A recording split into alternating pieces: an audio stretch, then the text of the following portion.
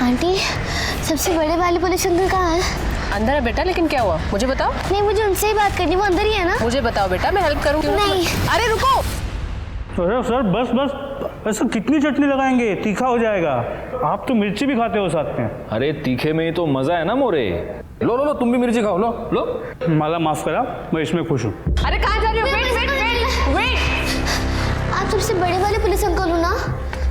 हाँ बेटा, क्या हुआ, क्या बात हुई? अंकल, आप प्लीज काजल दीदी को निकाल लो, वो अंदर ही है। प्लीज अंकल, आप चलो ना। एक मिनट, तुम अकेली पुलिस स्टेशन आई हो? तुम्हारे साथ कोई बड़ा नहीं है? तुम्हारे मम्मी पापा कहाँ हैं? मैं मम्मी को बताया था, लेकिन मम्मी को लगता है मैं झूठ बोल रही हूँ, इसलिए मैं उनको बिना बताए आई हूँ। अंकल, आप प्लीज चलो ना वहाँ पे। नाम क्या है तुम्हारा? कहाँ रहती हो तुम? मेरा नाम रियादेश पांडे है और मैं सामने वाली बिल्डिंग में रहती हूँ। ये जल विहार में? हाँ। ओके, बैठो बैठो बैठो बैठो बैठो। हाँ तो रिया, पानी पियोगी? नहीं। ओके, अब ये बताओ, ये काजल दीदी, ये बहन है तुम्हारी? नहीं, बहन नहीं है, हमारी फ्रेंड है और वो मुझसे ऊपर वाले फ्लैट में रहती है। अंकल, आप प्लीज उनको निकाल लो ना। अरे लेकिन किससे छुड़ा है? वो अपने ही फ्लैट में है ना? नहीं, वो उनका फ्लैट नहीं है, वो चंपक अंकल का फ्लैट है, वही उनको लेकर रहते हैं यहाँ पे। अंकल, मुझे पता है वो अंदर है। अंकल, आप प्लीज उनको निकाल लो ना वहाँ से। अंकल एक मिनट, तुम्हारी ये काजल दीदी इस चंपक अंकल के साथ रहती है? नहीं अंकल, काजल दीदी अकेले ही रहती हैं। चंपक अंकल कहीं और रहते हैं, लेकिन उन्होंने बाहर से लॉक लगा दिया है। ये बात मैंने आई को बताई तो वो कह रही बेड़ी साली आया तू। वॉचमैन अंकल तो अपनी चेयर से ही नहीं उठते। अंकल प्लीज आप उनको बाहर निकाल लो ना। Uncle please. ओके, सावन, इसके साथ जाओ। अंकल प्लीज आप चलिए ना, प्लीज अंकल। अरे बेटा, ये पुलिस आंटी है ना? हाँ, ये तुम्हारे साथ जाएंगी और अगर कुछ बड़ी प्रॉब्लम हुई तो ये हमको फोन कर देगी, फिर हम आएंगे। ओके? प्रॉमिस? प्रॉमिस। जाओ।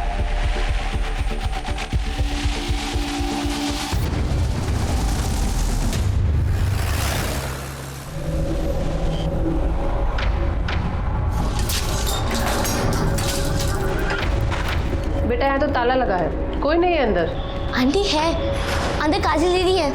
आप लॉक तो खोलिए, मुझे पता है वो अंदर ही होंगी। बेटा, हम ऐसे किसी के घर का ताला नहीं खोल सकते। आप मेरी बात सुनिए ना प्लीज, वो सच्ची में अंदर है, मुझे पता है।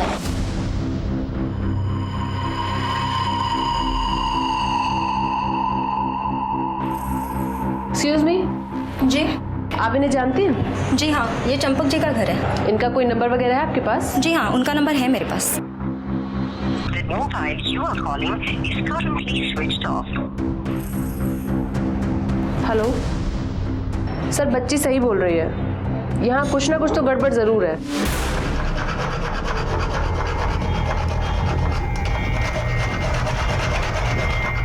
मम्मी, इतनी गंदी स्मेल कहाँ से आ रही है? कुछ नहीं बेटा।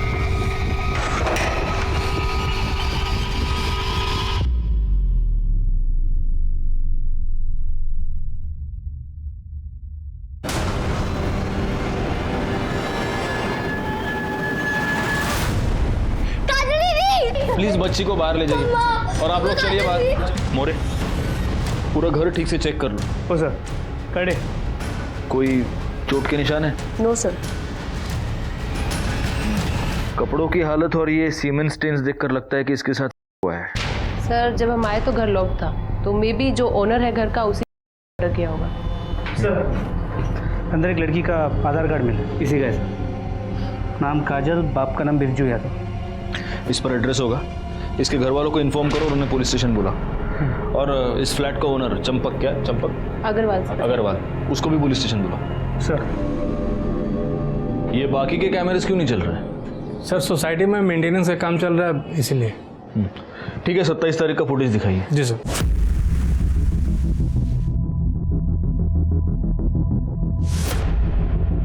सर, सोसाइटी में पहले से सबको इन्फॉर्म कर दिया गया था कि 27 तारीख को मेंटेनेंस के चलते दिन में 2:30 से 5:30 के बीच लाइट नहीं रहेगी। लेकिन सर, काम जल्दी पूरा हो गया तो लाइट 3:30 बजे आ गई। नहीं, इसका मतलब 27 तारीख का 2:30 से 3:30, इसे 1 घंटे का फुटेज ही हमारे पास नहीं है। नहीं सर। हाँ ठीक है मोरे, बाकी का फुटेज जल्दी से जल्दी कलेक्ट करो।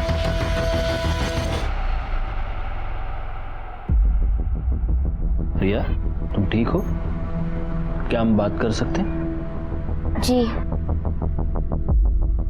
मुझे एक बात बताओ, तुम्हारी काजल दीदी को तुम कब से जानती हो? 6 महीने पहले, जब वो हमारी बिल्डिंग में नहीं आई थी।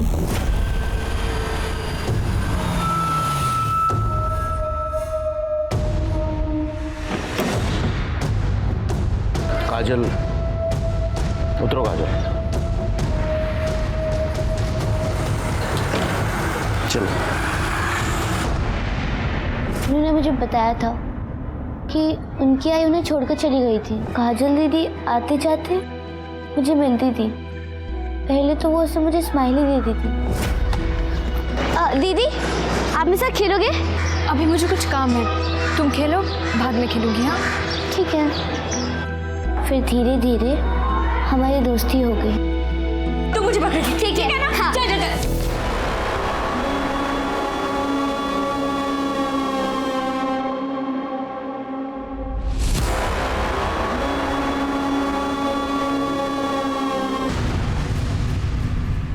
काजल ने तुम्हें बाद में बताया कि वो क्यों भाग गई थी? हाँ, क्योंकि वो अपनी मम्मी को बहुत मिस कर रही थी, इसलिए वो अपनी मम्मी से मिलने गई थी। फिर काजल दीदी कभी भी अपने घर नहीं गई। उनका फ्लैट से निकलना भी बंद हो गया। तुम क्या है? वो अंकल, मुझे काजल दीदी को अपनी नई डॉल दिखानी थी। काजल दीदी नहीं है, वो अपने घर चली गई, अब कभी नहीं आएगी। मुझे पता था अंकल, वो अंदर ही थी। मैंने उनसे बहुत बार बात करने की कोशिश की, मगर तो लॉक था, मगर अंदर से आवाज आ रही थी। इसने ये सब मुझे बताया, पर मुझे लगा झूठ बोल रही है। बच्ची है, मिस कर रही होगी, इसलिए कहानियाँ बना रही है। मैं झूठ नहीं बोल रही थी, मैं सच बोल रही थी। अंकल, अगले दिन मैंने उनकी विंडो पे देखा कि काजल दीदी की कुर्ती लटक रही थी, जो पहले नहीं थी। ये बात मैंने मम्मी और वॉचमैन अंकल को बताया। जब उन्होंने मेरी बात नहीं सुनी तो मैं आपके पास आई। तुमने बिल्कुल सही किया। देखो बेटा, मैं तुम्हारी काजल दीदी को वापस नहीं ला सकता, लेकिन जिसने भी उसके साथ ये किया है उसे सजा जरूर दिलवा सकता हूँ। क्यों जलाया ना? अरे नहीं सर, सर मेरी बात मानिए सर, मैंने कुछ नहीं किया सर, प्लीज। वो सब हम थाने में बैठ के बात करेंगे। सर मेरी बात मानिए सर। अरे सर, मैंने यकीन किए सर, मैंने कुछ नहीं किया सर, प्लीज मेरा। आपने कुछ नहीं किया? नहीं सर। फिर फोन बंद क्यों था आपका? सर वो मैं पनवेल गया था, तो मैं चार्जर घर पे भूल गया था, तो फोन की बैटरी डाउन हो गई थी सर। सर सच्ची सर मेरी बात। आप चुप रहिए। सर मैंने कुछ नहीं किया सर, बाकी बातें थाने में मानिए करते हैं। सर। अरे सर प्लीज सर।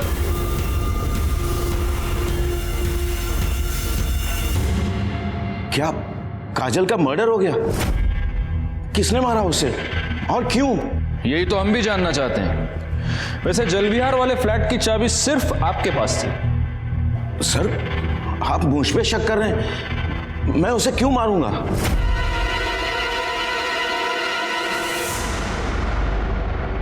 वाह बिरजू, बिना पैसे दिए ही जा रहा है। चंपक सेठ आप? अरे काहे का सेठ? जिसके तेरे जैसे कर्जदार हो उसे कंगाल होने में ज्यादा समय नहीं लगेगा।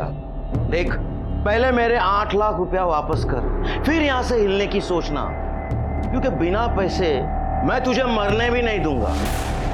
सेठ जी हम तो बस नई जगह नया काम ढूंढ रहे हैं सेठ जी, ताकि 2 पैसे कमा के आपकी उधारी चुका सके। सेठ जी थोड़ी मोहलत दो ना। मोहलत? अरे बहुत दे दी मोहलत और बहुत कर लिया विश्वास। देख, अब या तो तू मेरे पैसे वापस दे दे या कोई गारंटी। तो पहले से ही सब कुछ गिरवी रख चुके हैं सेठ जी, अब हमारे पास कुछ नहीं है सेठ जी। वो तू देख ले, पर आज मैं यहां से हिलने वाला नहीं।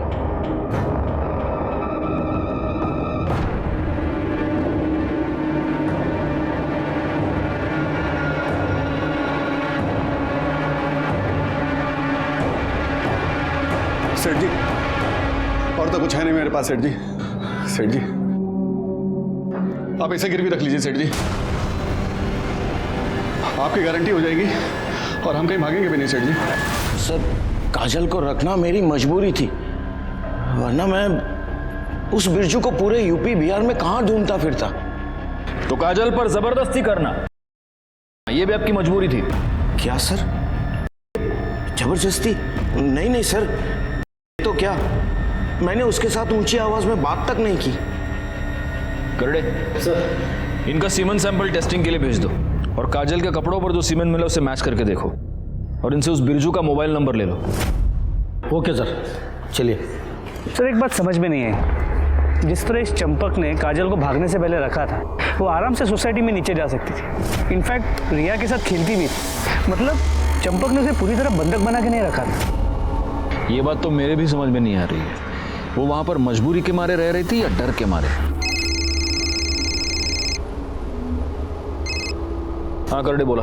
बिरजू घर में नहीं है और उसके घर को ताला लगा हुआ है। एक काम करो, तुम और तुम्हारे साथ एक और कांस्टेबल वहां पर तैनात रहो सिविल में, और जैसे ही वो आए उसको उठा लो। सर। अरे इस बिरजू की मोबाइल लोकेशन निकालो और लोकेट करो कि आखिर वो है कहां पर। लोग बड़े अजीब हो गए हैं मोरे। ये रिया जैसी छोटी बच्ची काजल को ढूंढते ढूंढते यहां तक आ जाती है, अभी भी उसे न्याय दिलवाना चाहती है, और बड़ों को कुछ पड़ी नहीं है। काश ये बड़े इन बच्चों से कुछ सीख पाते। सर, काजल का पोस्टमार्टम रिपोर्ट।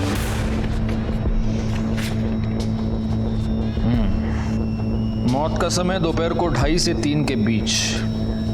मौत गला दबाने की वजह से हुई है और वो तो उसकी कपड़ों की हालत से क्लियर था सर। एक और बात है मोरे, जब काजल की मौत हुई तब वो 2 महीने की थी।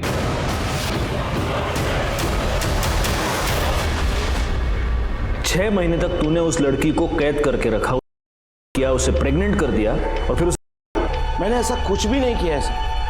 वो भाग गई थी सर, मैं तो उसे लेने भी नहीं गया। सर जी भला बुरा का कोई समझ नहीं है इसे, लेकिन एक बात हम इसके खोपड़े में अच्छी तरह घुसा दिए हैं कि जब तक हम इसे लेने ना आए ना, ये हिलेगी नहीं यहाँ से सेठ जी। और सेठ जी आपकी तसल्ली के लिए बोल रहे हैं, अगर आप चाहें तो इसे रस्सियों से बांध के रखिए, हमें कोई एतराज नहीं।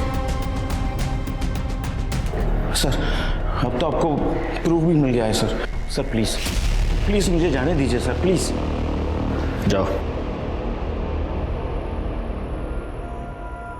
सर आपने इसे जाने क्यों दिया? कैसे बिठा के रख सकते हैं मोरे? इसके खिलाफ कोई भी ठोस सबूत नहीं हमारे पास। कोर्ट में छूट जाएगा, ना वो उस घर में रहता था, ना उसका सीमेंट मैच हो रहा है। अब बस एक तरीका है, काजल के पेट में जो 2 महीने का बच्चा पल रहा था, अगर उससे इसका डीएनए मैच होता है तभी हम इस पे हाथ डाल सकते हैं। सर उसका डीएनए रिपोर्ट भी जल्दी आ जाएगा, लेकिन अगर काजल के कपड़ों पे मिला सीमेंट इसका नहीं है तो फिर वो किसका हो सकता है? इस सवाल का जवाब अब एक ही आदमी दे सकता है, बिरजू। जो आदमी पैसे के लिए अपनी बच्ची को गिरवी रख सकता है वो कुछ भी कर सकता है। क्या हुआ बिरजू का, पता चला? सर अब तक वो घर नहीं लौटा, करडे उसके घर पे नजर रखे हुए हैं।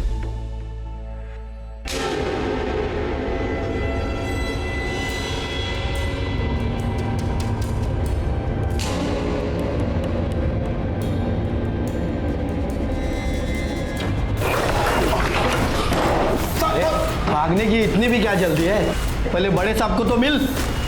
साहब मैंने क्या किया साहब? चल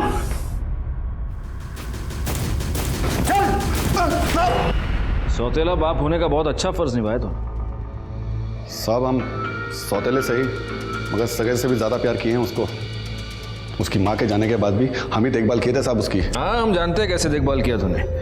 चल ये बता, 27 तारीख को दिन में कहाँ था तू? साहब हमेशा की तरह काम की खोज में इधर उधर भटक रहे थे साहब। तो तेरे को जब काम नहीं मिलता तो तू चोरों की तरह अपने ही घर में घुस के आते, या आज कुछ स्पेशल था तेरा? हाँ बैंक वालों का और चंपक सेठ का कर्जा सर पे चढ़ गया था साहब। बैंक वालों ने तो 1-2 बार हमको पिटवाया भी साहब। हमारी फिराक में रहते हैं, इसीलिए हमको अपने घर में चोरों की तरह जाना पड़ता है साहब। और तेरी बीवी ए सोना किधर है वो? अरे काहे की बीवी साहब, वो तो हमें 6 महीने पहले ही छोड़ के चली गई। कहने को हमारी है, रहती किसी और के साथ है साहब। किसके साथ? वो पता नहीं क्यों? उसके चले जाने के बाद दोबारा उससे मिला नहीं कभी? एक बार घर पे आई थी साहब, मिलने नहीं, झगड़ा करने। मदन के डर से हम अपने ही घर में छुप के रह रहे हैं साहब। और वो चंपक सेठ साहब बिना पैसे दिए वो काजल को नहीं छोड़ेगा साहब। हमारे लिए तो इधर कुआं उधर खाई है साहब, क्या करें हम? अब अगर तूने उसके पैसे दे भी दिए तो भी काजल तेरे पास वापस नहीं आ सकती, क्योंकि वो मर चुकी है। चंपक अग्रवाल के फ्लैट में किसी ने उसका मर्डर कर दिया है।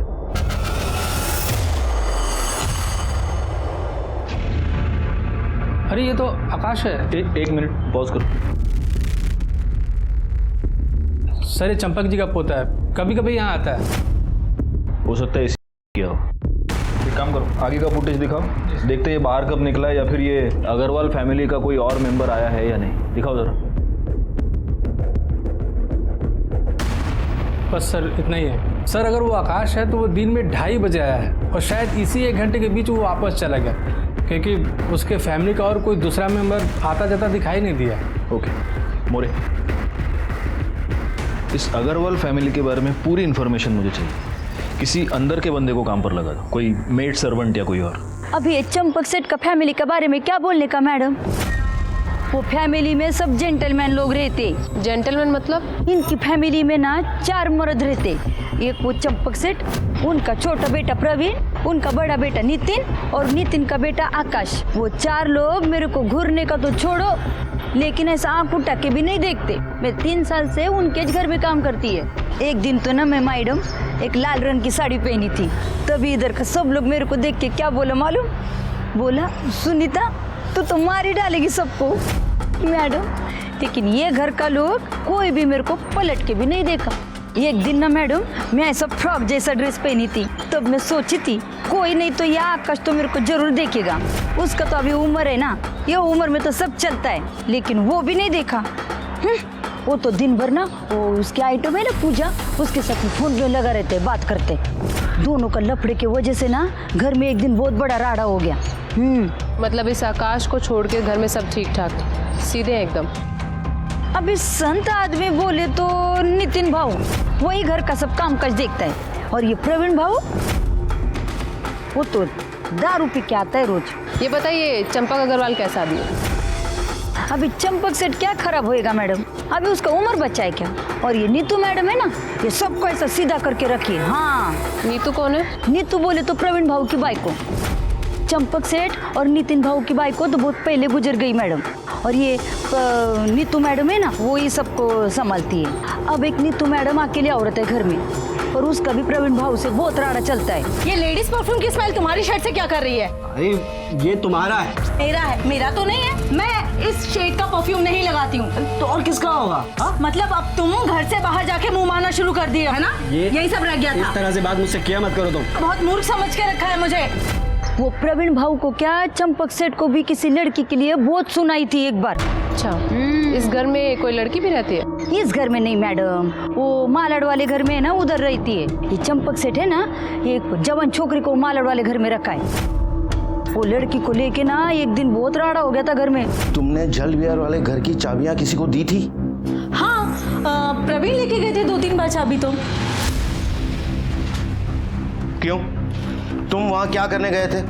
बाबा वो मैं सोसाइटी की मेंटेनेंस का बिल भरने गया था, और 1-2 बार वो सोसाइटी की मीटिंग थी तो उसलिए गया था, लेकिन मैं फ्लैट में नहीं गया था, नीचे से वापस आ गया था। तो चाबी क्यों लेके गया था? अरे बाबा वो इसलिए तुमको कोई इमरजेंसी पड़ जाए, फ्लैट पे कोई काम आ जाए तो चाबी तो होनी चाहिए ना अपने पास में। पापा अब इतने सवाल क्यों कर रहे हैं? और ऐसा भी क्या हो गया, घर ही तो है हमारा। और वैसे तो आकाश भी लेके गया था एक बार चाबी। आकाश, आकाश बाहर आओ। आकाश, एक मिनट कॉल कर वापस। जी दादाजी। तू अपने पुराने फ्लैट पे गया था? फ्लैट पर? हाँ वो मैं गया था, ऐसे ही उस घर की याद आ रही थी तो सोचा एक बार होकर आ जाऊं। अच्छा, बड़ी याद आ रही थी तुझे। ये बता काजल के साथ क्या किया? काजल? कौन काजल? अच्छा वो मेड काजल। दादाजी मैं उसके साथ क्या करूंगा, वो वही घर पे थी, मैं तो बस घर देखा और वापस आ गया। मतलब सुनीता के मुताबिक आकाश जल विहार गया था, लेकिन उसने काजल के साथ कुछ किया नहीं। Yes sir. सर सुनीता से इन्फॉर्मेशन मिलने के बाद मैं आकाश से मिलने चंपक अग्रवाल के घर भी गई थी, लेकिन वो वहाँ नहीं था। सर नितिन ने बोला कि वो कहीं घूमने गया है, कहाँ गया है, कब आएगा, किसके साथ गया है, कोई इन्फॉर्मेशन नहीं है सर। अच्छा सर उसके कोई दोस्त का नंबर भी नहीं है। मतलब दोस्तों के नंबर नहीं है और आकाश फोन उठा नहीं रहा। जी हमें जैसा दिखाया जा रहा है वैसा है नहीं। Anyway good job Sawant. Okay sir okay.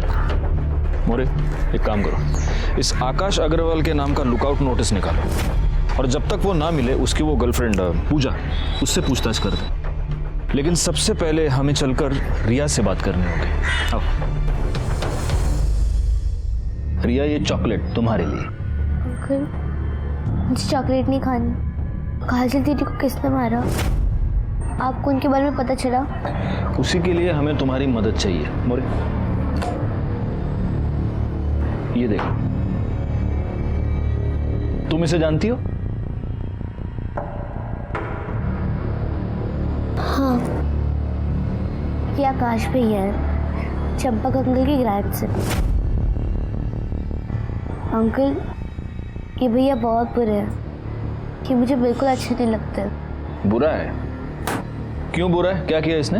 एक दिन जब मैं काजल दीदी के साथ खेलने के लिए उनके फ्लैट में गई थी तो मैंने देखा। छोड़ो तुझे? क्यों छोड़ू तुझे मैं? अच्छा आप एक बात बताइए मोरे, ये आकाश के पिता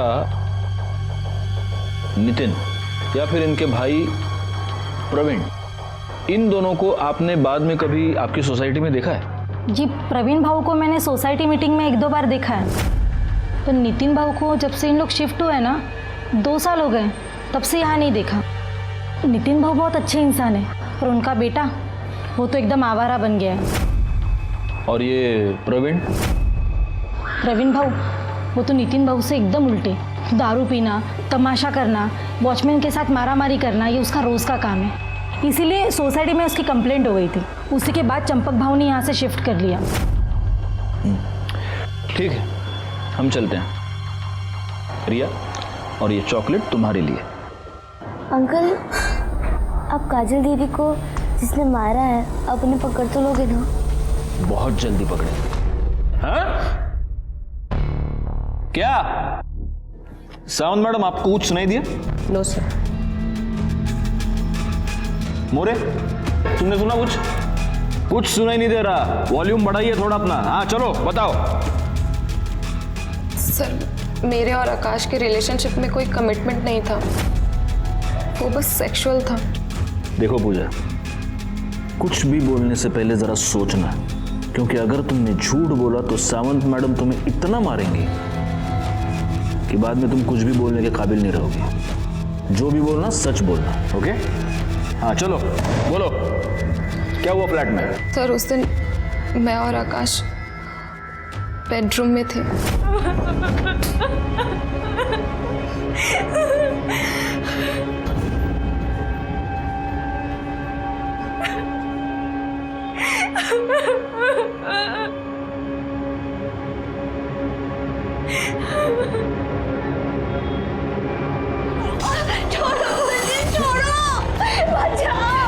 शर्म नहीं आई तुझे? एक लड़की होके दूसरी लड़की के साथ ऐसा करते हुए? तेरी माँ को बताऊं तेरी इस हरकत के बारे में? मुझसे गलती हो गई, प्लीज मेरी आई को कुछ मत बोलना। आकाश कहाँ है? सर मुझे नहीं पता आकाश कहाँ है, वो तो मेरा फोन भी पिक नहीं कर रहा है। जल्दी जल्दी आओ, इधर खुदाई का काम करो, थोड़ा पानी का टाकी बनाने का। आओ, इतना चौको ना करो। हाँ संभालो, संभाल के जरा।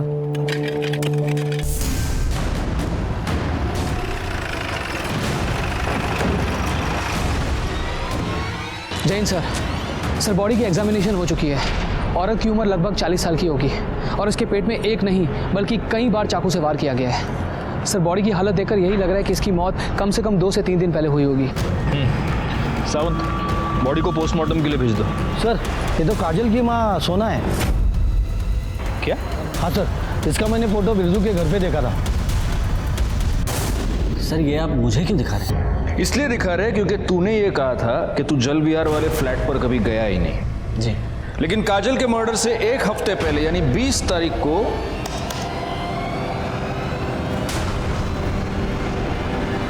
ये तुम ही हो ना?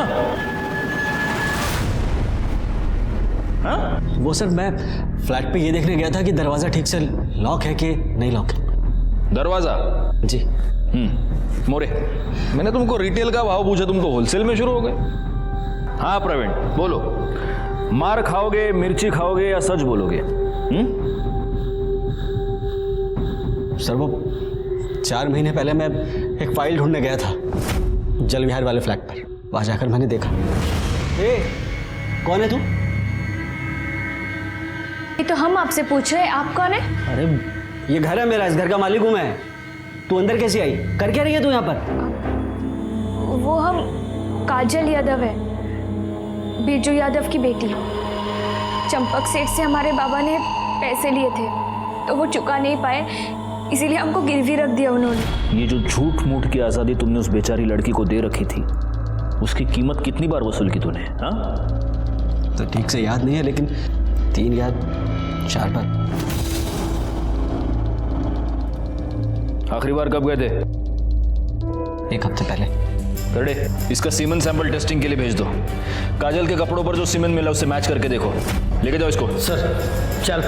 और सुने प्रवीण, तेरा टेस्ट नेगेटिव भी आया ना तो चार्ज में तो अंदर कर ही दूंगा तेरे को मैं। मेरी बात सुन। चल रहे, मेरी बात तो सुनिए आप। अरे सर, आकाश ने अभी पूजा को कॉल किया था, हमने उसकी लोकेशन ट्रेस कर ली है। कहाँ पे? न्यू पनवेल में।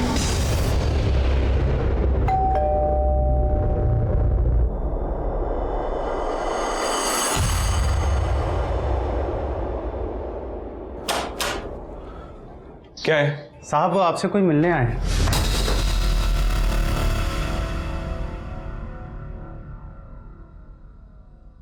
काजल पर कितनी बार तूने? सर 2 बार सर। एक बार पूजा के साथ। सर सॉरी सर, मैंने बहुत ज़्यादा पी रखी थी सर, और उसके बाद पूजा भी अवेलेबल नहीं थी सर, तो मैं वहाँ चला गया।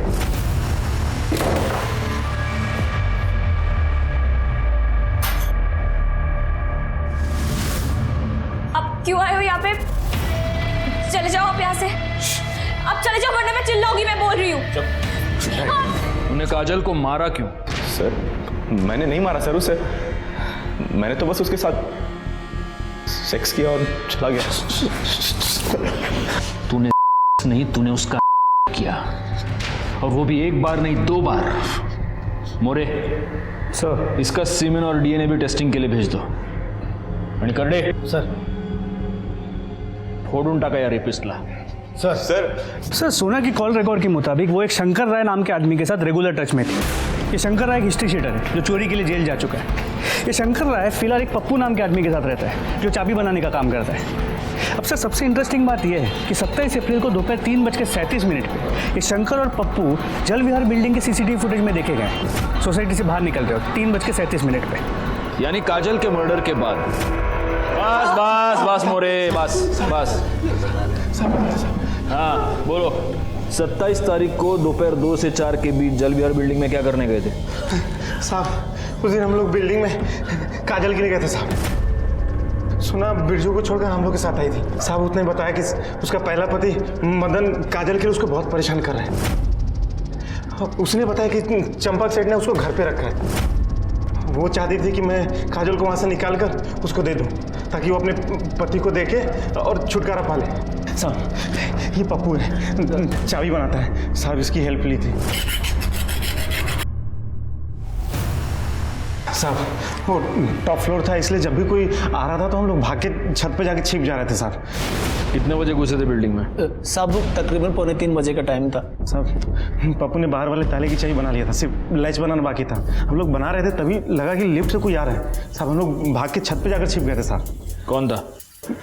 पता नहीं साहब, झटका तो तब लगा जब वो भी आदमी अगर छत पे ही छिप गया, और लगभग 10-15 मिनट तो वहीं रहा। क्या किया उसने वहाँ पर? साहब किया कुछ नहीं, लेकिन बार बार फ्लैट की तरफ देख रहा था और अचानक नीचे चला गया।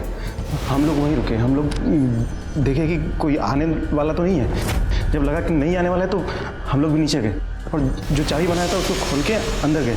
अंदर जाकर देखा तो साहब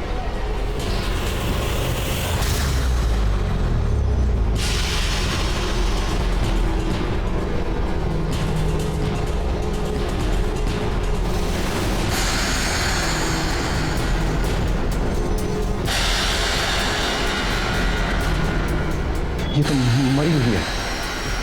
यार देख, ये कोई बड़ा लोचा लगता है।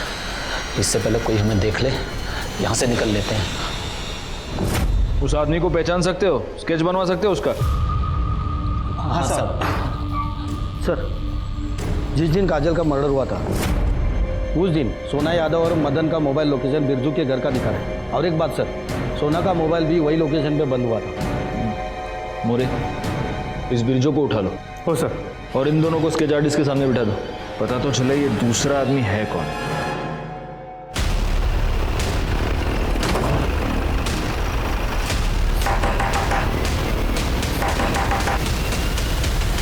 साहब आप लोग, आपका क्या हमने साहब? सोना को क्यों मारा? साहब मारा नहीं है साहब, सिर्फ ठिकाने लगाया साहब। मतलब? उस रात जब हम घर आए कि उसका पहला पति मदन, उसने आके उसे मारा है साहब। हमको लगा था कि तुम अपनी बिटिया के लिए परेशान हो रहे हो, लेकिन हमें अब पता चल गया है तुम काजल को बेचना चाहते हो, इसीलिए ढूंढ रहे थे ना उसे। हम अभी जाके पुलिस को तुम्हारे बारे में सब कुछ बता देंगे। सोना मर चुकी थी साहब, और हमारे हाथ में चाकू और कपड़ों पे लगा खून देखकर हम समझ गए थे साहब, कोई भी हमारी बात का यकीन नहीं करेगा कि हमने सोना को नहीं मारा साहब। इसीलिए सोना को ठिकाने लगाने का ठान लिया हम साहब। साहब गलती हो गई साहब, माफ कर दीजिए साहब। साहब सर, दरवाजे पे मिले 3 अननोन फिंगरप्रिंट्स का पता चल गया है। ये शंकर, पप्पू और प्रवीण के। और सर ये जो स्केच है ये पप्पू और शंकर ने बनवाया है। डालो इसको। मैंने ही काजल को मारा है सर। मैं उसी दिन समझ गया था कि कुछ गलत हो रहा है, जब पापा ने आकाश से काजल के बारे में बात की और उसने गोलमोल जवाब दिया। इसलिए मैंने उससे अकेले में पूछा तो उसने बताया कि उसी ने काजल का, लेकिन उसने मेरी कसम खाई थी कि वो दोबारा ये सब कुछ नहीं करेगा। इसलिए मैंने ये बात किसी को नहीं बताई, लेकिन मैंने उस पर नज़र रखनी शुरू कर दी। आखिरकार वही हुआ जिसका डर था।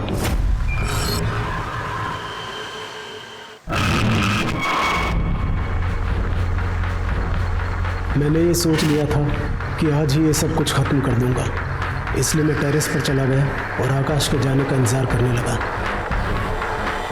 उसके जाते ही मैं फ्लैट में गया और इसलिए सीसीटीवी फुटेज में हमें से कोई नहीं दिखाई देगा। Thank you uncle. Thank you तो हमें तुम्हें कहना चाहिए। और तुम्हारी काजल दीदी जहां भी होगी वो बहुत खुश होगी कि उसे तुम्हारी जैसी लॉयल फ्रेंड मिली। तुम बहुत बहादुर हो बेटा, ऐसे ही रहना। Thank you uncle. एक 8 साल की बच्ची की अवेयरनेस की वजह से सारे गुनहगारों को अपने किए की सजा मिल गई। प्रवीण और आकाश को काजल पर के जुर्म में और नितिन को काजल का खून करने के जुर्म में सजा हुई। काजल के पिता बिरजू को पुलिस को गुमराह करने के और सबूत मिटाने के जुर्म में सजा हुई। और काजल की मां सोना अपने ही स्वार्थ का शिकार बन गई। ये सारे लोग अपने किए की सजा भुगत रहे थे, बस एक मासूम काजल थी जो इन वाहियात स्वार्थी लोगों की वजह से अपनी जान गंवा बैठी। मैं सीनियर इंस्पेक्टर राजेश जाधव आपसे विदा लेता हूं, दोबारा मिलूंगा। तब तक सतर्क रहिए और देखते रहिए क्राइम पेट्रोल दस्तक, क्योंकि मकसद बताना नहीं, बचाना है। जय हिंद।